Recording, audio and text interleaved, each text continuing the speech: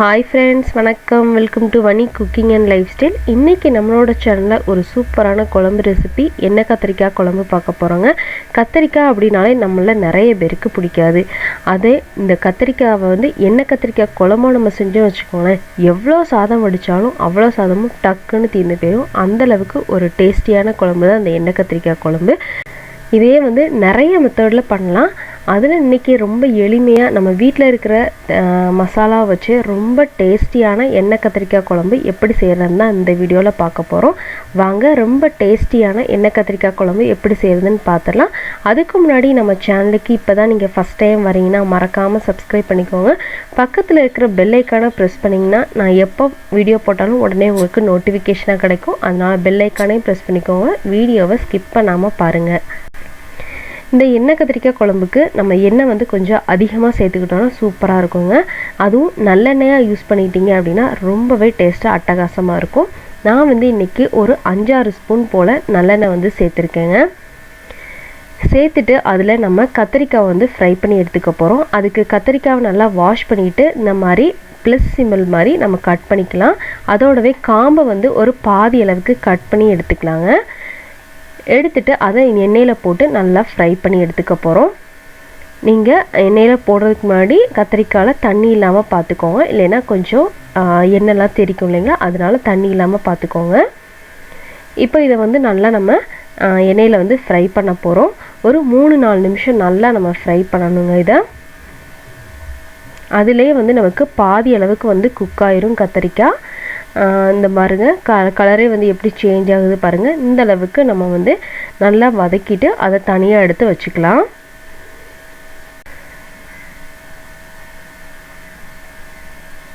கத்திரிக்காய் இப்போ நல்லா வதங்கியாச்சு. இதை நம்ம தனியாக எடுத்துடலாங்க. டிஷ்யூலெலாம் போட வேண்டாம், நீங்கள் பிளேட்லேயே வச்சுக்கோங்க. அதில் இருக்க எண்ணெயும் நமக்கு ஒரு நல்ல டேஸ்ட்டு கொடுக்கும். ஸோ நீங்கள் பிளேட்லேயே வச்சுக்கோங்க. இதை இப்போ நம்ம குழம்பு பண்ணுறதுக்கும் அதே எண்ணெயிலே யூஸ் பண்ணிக்கலாம். கடுகு சேர்த்துலாங்க. கடுகு உளுந்த பருப்பு சேர்த்துருக்கேன். நல்லா வெடிக்கட்டும். கடுகு நல்லா வெடிச்சதும் அதில் ஒரு 1/2 டீஸ்பூன் போல் வெந்தயம் சேர்த்துக்கலாங்க. இந்த மாதிரி காரக்குழம்பு அப்படின்னாலே வெந்தயம் ஒரு சூப்பரான ஃப்ளேவர் கொடுக்கும். இப்போது அதோடவே கருவேப்பிலையும் பொரிய விட்டாச்சு. கருவேப்பிலை நல்லா பொரிஞ்சதும் அதில் பூண்டு ஒரு 15-20 பல் பூண்டு சேர்த்துருக்கேங்க. சேர்த்துட்டு அதை நல்லா நம்ம எண்ணெயிலே வதக்க போகிறோம். பூண்டு நல்லா வதங்கி ஒரு ப்ரௌன் கலர் ஆகும் பார்த்திங்களா, அந்த அளவுக்கு இதை நம்ம வதக்கிக்கலாம். இந்த பூண்டு இந்த குழம்புக்கு ஒரு சூப்பரான ஃப்ளேவர் கொடுக்குங்க. நீங்கள் பூண்டு சேர்க்க மாட்டீங்க அப்படின்னா பூண்டை அவாய்ட் பண்ணிக்கோங்க. பாருங்கள், நல்லா வதக்க இந்த மாதிரி நல்லா ப்ரௌன் கலராக சேஞ்ச் ஆயிரும். அந்தளவுக்கு நல்லா நம்ம வதக்கிக்கலாம். அது நல்லா வதங்கினதும் நம்ம சின்ன வெங்காயம் ஆட் பண்ணிக்கலாங்க. சின்ன வெங்காயம் நான் ஒரு 15-20 வெங்காயம் சேர்த்துருக்கேன். நல்லா முழுசாகவே சேர்த்துருக்கேன். அது சூப்பராக இருக்கும் உங்களுக்கு குழம்புக்கு. பாருங்கள், வெங்காயமும் நல்லா உங்களுக்கு வதங்கிருச்சு. நல்லா கலரே எப்படி சேஞ்ச் ஆகிருக்கு பாருங்கள். இந்த அளவுக்கு நம்ம வதக்கிடலாம். அதை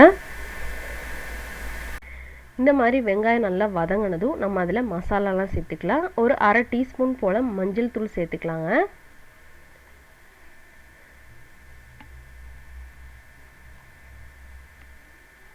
கூடவே ஒரு 1/2 டீஸ்பூன் போல் நான் மல்லி பவுடர் சேர்த்துருக்கேன். அடுத்து குழம்பு மிளகாய் தூள் சேர்த்துக்க போகிறோம். குழம்பு நம்ம வீட்டில் எல்லாம் ரெடி பண்ணி வச்சுருப்போம் இல்லையா, அந்த குழம்பு மிளகாய் தூள் தான் ஒரு 2 ஸ்பூன் போல் யூஸ் பண்ணியிருக்கேங்க. 2 டேபிள் ஸ்பூன் சேர்த்துருக்கேன். கூடவே ஒரு 1/2 டீஸ்பூன் போல் சில்லி பவுடர், காஷ்மீரி சில்லி தான் சேர்த்துருக்கேன்.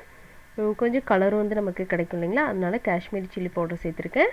சேர்த்துட்டு அதை நல்லா இந்த எண்ணெயிலே நல்லா வதக்கிடலாங்க. பாருங்கள், இப்போவுமே உங்களுக்கு டெக்ஸ்சர் எப்படி இருக்குது பாருங்கள், சூப்பராக அட்டகாசமாக இருக்குது.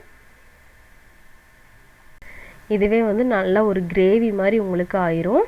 நல்லா அந்த எண்ணெயிலே வதக்கும் போது இந்த மாதிரி ஒரு 2 நிமிஷம் நல்லா வதக்கிட்டு தக்காளி சேர்த்துக்கலாங்க. தக்காளி நான் பேஸ்ட் பண்ணி சேர்த்துருக்கேன்.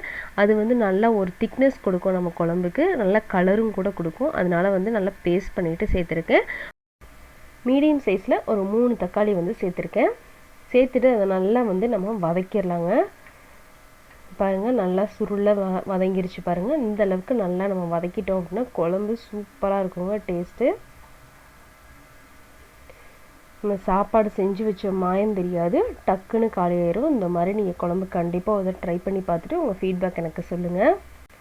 இப்போ இதோட புளி கரைசல் வந்து சேர்த்துக்கலாங்க. ஒரு சின்ன லெமன் சைஸில் புளியை நல்லா ஊற வச்சு அதோட தண்ணியை வந்து சேர்த்துடலாம். தண்ணி வந்து நிறைய சேர்க்காம அளவாக வந்து சேர்த்துக்கோங்க. கொஞ்சம் கெட்டியாக இருந்தால் தான் இந்த குழம்பு நல்லாயிருக்கும். கூடவே வந்து தண்ணியும் சேர்த்தாச்சு. தண்ணி சேர்த்து நம்ம கொதிக்க விடணும். நம்மளோட பூண்டு இதெல்லாம் வந்து வேகணும் இல்லைங்களா, அதனால் வந்து தண்ணி சேர்த்து நல்லா கொதிக்க விட்டுடலாம். அதுக்கு முன்னாடி இதுக்கு தேவையான அளவு உப்பு சேர்த்துக்கலாம். உப்பு சேர்த்து நல்லா ஒரு கொதி வரட்டும். கொதி வந்ததும் மூடி வச்சு நம்ம குக் பண்ணிடலாம். பாருங்கள், ஒரு 5 மினிட்ஸ்க்கு அப்புறமா நம்மளோட குழம்பு இந்த மாதிரி நல்லா மசாலாலாம் வெந்து நமக்கு கொஞ்சம் நல்லா திக்காக குழம்பு வந்து ரெடி ஆகிருக்கு.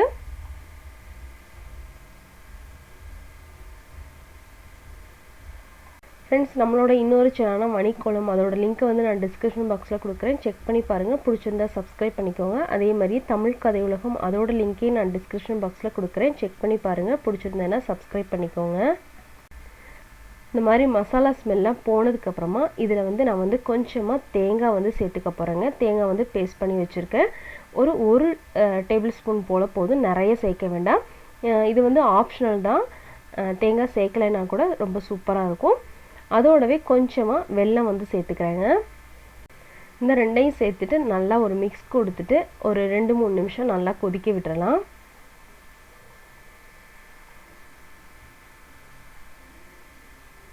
பாருங்கள், நல்லா கொதிக்க ஆரம்பிச்சிருச்சு. இந்த மாதிரி நல்லா கொதிச்சதுக்கப்புறமா நம்ம ஃப்ரை பண்ணி வச்சுருக்கோம் இல்லைங்களா, அந்த கத்திரிக்காய், அதையும் வந்து சேர்த்து நல்லா குக் பண்ண போகிறோம். அப்போ தான் நமக்கு அந்த கத்திரிக்காயில் இந்த மசாலா எல்லாம் இறங்கி ஒரு சூப்பரான டேஸ்ட் கிடைக்கும், நம்ம குழம்புக்கும் சரி கத்திரிக்காய்க்கும் சரி. பாருங்கள், இப்போ நல்லா கொதிச்சிருச்சு.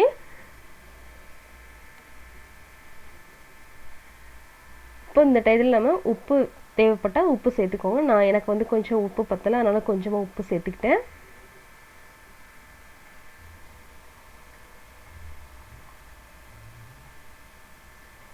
இந்த மாதிரி நல்லா கொதிச்சதும் அதில் நம்ம கத்திரிக்காய் சேர்த்துடலாம். இப்போது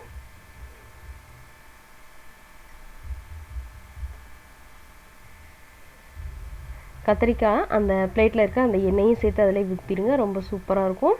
இதை நம்ம கத்திரிக்காய் வேக வைக்கிறதுக்காக மூடி வச்சு ஒரு 7-8 நிமிஷம் நல்லா வந்து நம்ம குக் பண்ணிடலாங்க. நல்ல பிஞ்சு கத்திரிக்காய் வாங்கிக்கோங்க, அதுதான் ரொம்ப சூப்பராக இருக்கும். மூடி வச்சாச்சு. ஒரு 7-8 நிமிஷம் ஆகட்டும். பாருங்கள், நம்ம கத்திரிக்காயெலாம் நல்லா வெந்து குழம்புலாம் ரொம்ப சூப்பராக வந்துடுச்சு. பார்க்கவே எப்படி இருக்குன்னு பாருங்கள். இதில் ஃபைனலாக நீங்கள் செய்ய வேண்டியது ஒரே ஒரு ஸ்பூன் போல் நல்லெண்ணெய் வந்து சேர்த்துக்கோங்க. அட்டகாசமான டேஸ்ட் இருக்கும் உங்கள் குழம்பு. அவ்வளோதான். ஒரு நிமிஷம் கொதிக்க விட்டு இறக்குனா நம்மளோட எண்ணெய் கத்திரிக்காய் குழம்பு சூப்பராக ரெடி ஆயிரும்.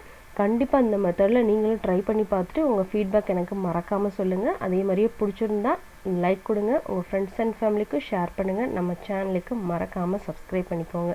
தேங்க்யூ ஃபார் வாட்சிங் ஃப்ரெண்ட்ஸ்.